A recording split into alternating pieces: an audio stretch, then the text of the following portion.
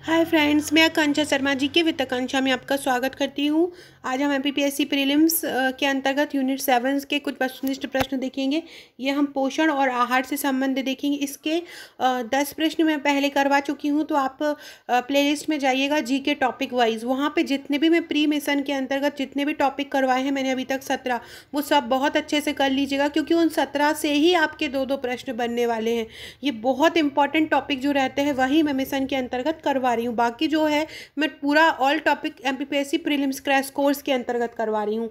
तो चलिए स्टार्ट करते हैं। हर क्वेश्चन को बहुत ध्यान से पढ़िएगा।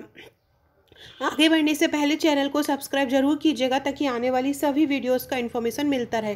पहला क्वेश्चन है आयरन की कमी से होने वाली मुख्य रोग। देखिए, ये 11वां से स्टार्ट किया है मैंने। 10 क्वेश्चन मैं आपको पहले करा चुकी हूँ, और इसकी 10 की पीडीएफ मैंने अपने प्रीलिम्स के टेस्ट ग्रुप और प्रीलिम्स के नोट्स के साथ जो ग्रुप मिला था उसमें दोनों में दे चुकी हूँ। ये भी आपको उसी में ही मैं दे दूँगी, लेकिन आप पहले पढ़ लीजिए। देखिए, आयरन क्या होता है। आयरन का मतलब होता है लोहा। लोहा का सिंबल जो होता है वो Fe होता है, जिसको हम फेरस बोलते हैं, और इसको हम आयरन बोलते हैं। आयरन मतलब लोहा होता है। तो जब हमारे शरीर और जो ब्लड होता है, ब्लड में भी हीमोग्लोबिन के रूप में, हीम प्रोटीन के रूप में, हीम के रूप में और ग्लोबिन के रूप में ये कहीं ना कहीं आयरन पाया जाता है। तो लोहे, कभी कभी आप देखते हो खून का थक्का जमता है तो वहाँ पे हरा हरा सा दिखने लगता है, तो वो लोहे के कारण ही दिखता है।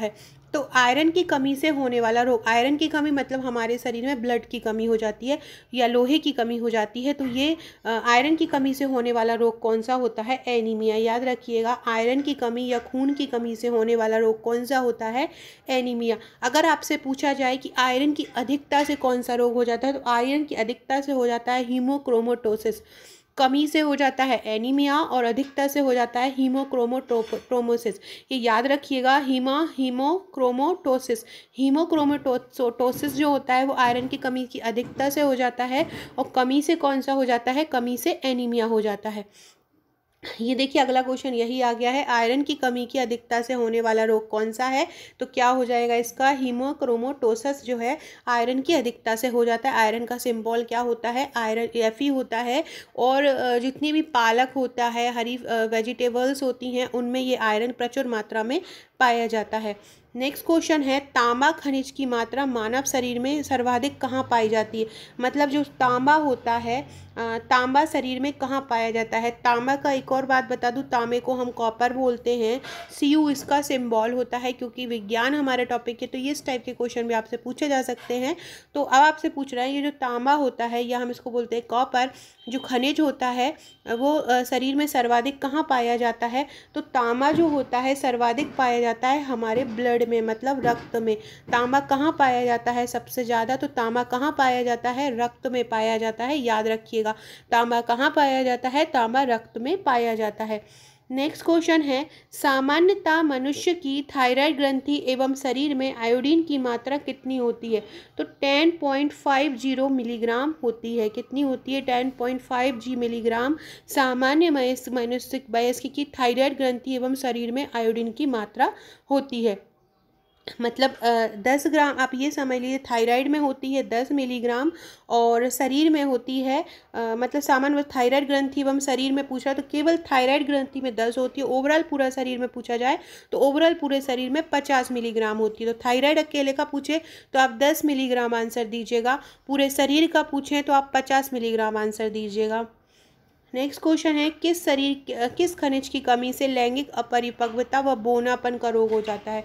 आगे बढ़ने से पहले फ्रेंड्स, मैं टेस्ट सीरीज़ की इन्फॉर्मेशन दे देती हूँ। मेरी जो टेस्ट सीरीज़ है वो 10,000 प्रश्नों की है, जिसमें आपको 100 टेस्ट मिलेंगे। 10,000 प्रश्न अपने आप में ही पर्याप्त हैं।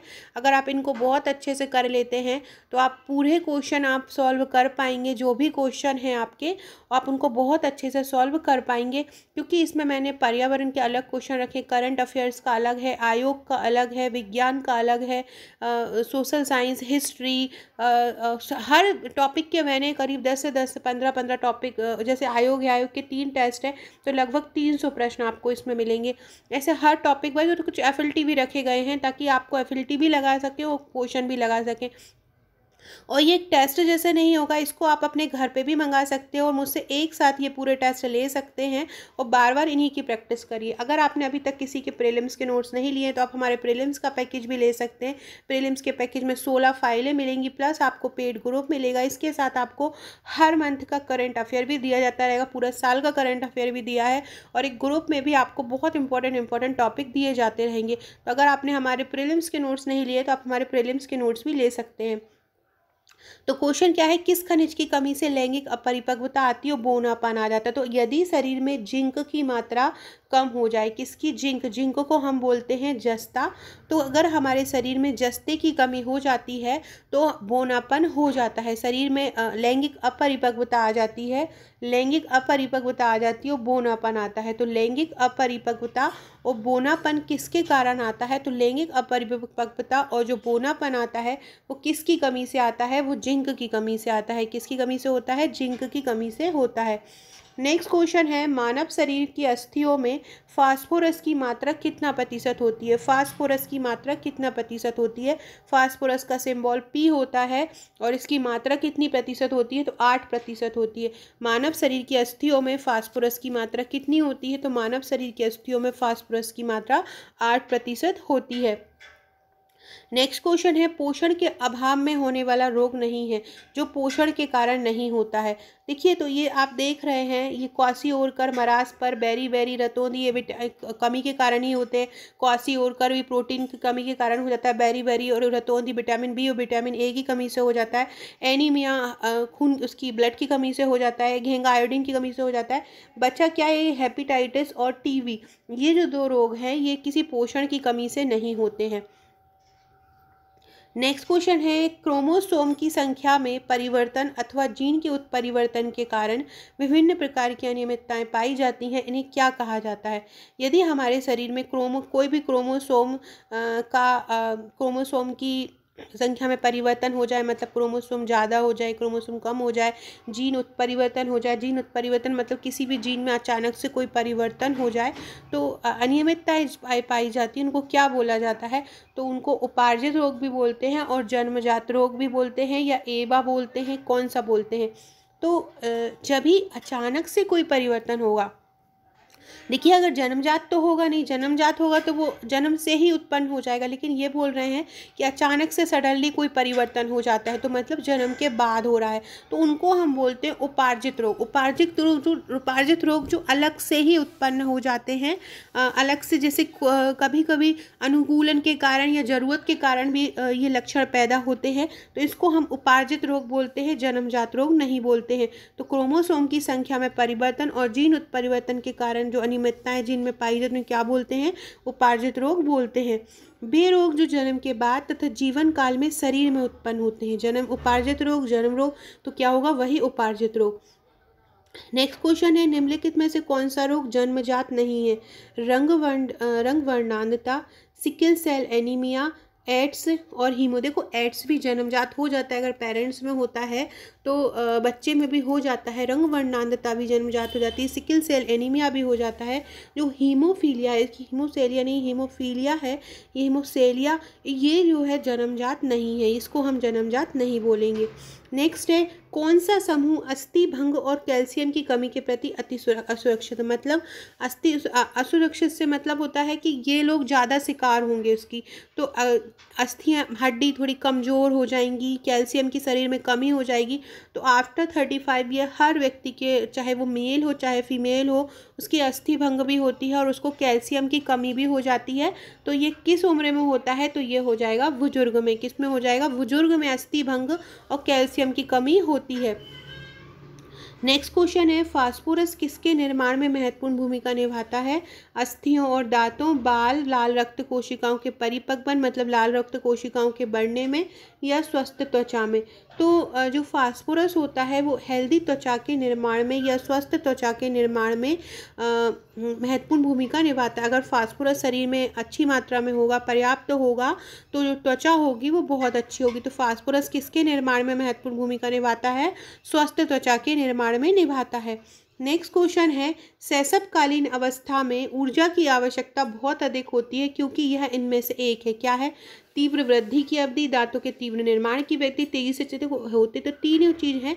लेकिन शैशवकालीन अवस्था में क्या होता है, जो बच्चा होता है वो बहुत तीव्र गति से बढ़ता है। आप देखेंगे किसी बच्चे को 1 महीने में, फिर अगले 2 महीने में, फिर वो एकदम से बहुत बड़ा दिखने लगता है। जनरली अगर आप अपन लोगों की बात करोगे तो 1-2 महीने में, 1 साल में भी कोई इतना अंतर नहीं आता है। लेकिन जब भी वो शैशवकालीन अवस्था होती है तो हर दिन बच्चे में अंतर दिखता है, क्योंकि उसमें बढ़ने की अवधि तीव्र वृद्धि होती है। तो शैशवकालीन अवस्था में ऊर्जा की आवश्यकता क्यों अधिक होती है, क्योंकि वो तीव्र वृद्धि की अवधि होती है। नेक्स्ट का क्वेश्चन है, पर्दा करना किसकी उपलब्धता को घटाता है। पर्दा करने से मतलब है, आपने देखा होगा कि जो ग्रामीण परिवेश जो क्षेत्र रहता है या हमारे बहुत सारे अंचलों में क्या होता है कि जो लेडीज़ होती हैं वो पर्दा करती है, घूंघट करती हैं। तो अगर वो घूंघट और पर्दा करेंगी तो उनको किस चीज़ की कमी हो जाएगी, किसकी उपलब्धता को घटाएगा। तो याद रखिएगा विटामिन डी, क्योंकि विटामिन डी हमको सूरज से मिलता है। अगर पर्दा करेंगी तो सूरज नहीं आ पाएगा, तो जिसके कारण विटामिन डी की उपलब्धता को घटाता है। नेक्स्ट क्वेश्चन है, 1 किलो कैलोरी कितने के बराबर होता है। तो 1 किलो कैलोरी होता है 4.184 किलो जूल के। किसके बराबर होता है, 4.184 किलो जूल के बराबर होता है 1 किलो कैलोरी।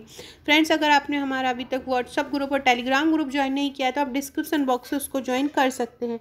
तो 1 किलो कैलोरी कितने के बराबर होता है, 4.184 कैलोरी किलो जूल के बराबर 1 किलो कैलोरी होता है। तो 1 किलो कैलोरी जिसने ले ली है मतलब 4.184 किलो जूल के बराबर उसने ले ली है। फ्रेंड्स, वीडियो अच्छा लगा हो तो चैनल को सब्सक्राइब जरूर कीजिएगा, लाइक कीजिएगा। ये आपको टेस्ट सीरीज़ इस प्रकार की मिलेंगी। किसी बच्चे ने मंगाया हुआ था तो वो मैंने आपको पहुंचाया। इस प्रकार की टेस्ट सीरीज़ आपको 3 मिलेंगी। इसके अलावा ये हमारे मेंस का 3 मार्कर है और ये मेंस का प्रीवियस ईयर्स के पेपर है। ये मेंस और ये हमारे मेंस और प्रीलिम्स का दोनों का पैकेज है, जिसमें आपको 65 बुकलेट प्लस टेस्ट मिलेगा। ये बहुत इंपॉर्टेंट है। इसमें पूरा का पूरा क्वेश्चन मेंस के हैंड रिटन है। प्रीलिम्स के क्वेश्चन जो हमारे नोट्स हैं प्रीलिम्स के, उसमें पहले पूरा टॉपिक को अच्छे से समझाया गया है, फिर लास्ट में उसका ऑब्जेक्टिव दिया हुआ है, तो आप इसको ले सकते हैं। इसके अलावा ये हमारे मध्य प्रदेश की ई बुक है, जिसकी प्राइस 70 रुपये है। इसमें प्राचीन काल से आधुनिक काल तक के सभी राजवंशों को बहुत सरल तरीके से फ्लो चार्ट में वर्णित किया गया है। ये आप अगर मेंस की तैयारी कर रहे हैं तो भी ये इम्पॉर्टेंट है, आप प्रीलिम्स की तैयारी कर रहे हैं तो भी इम्पॉर्टेंट, दोनों ही लाइज से ये आपको बहुत ज़्यादा इम्पॉर्टेंट है। सो फ्रेंड्स, वीडियो अच्छा लगा हो तो लाइक शेयर ज़रूर करें, चैनल को सब्सक्राइब करें। Okay friends, thank you.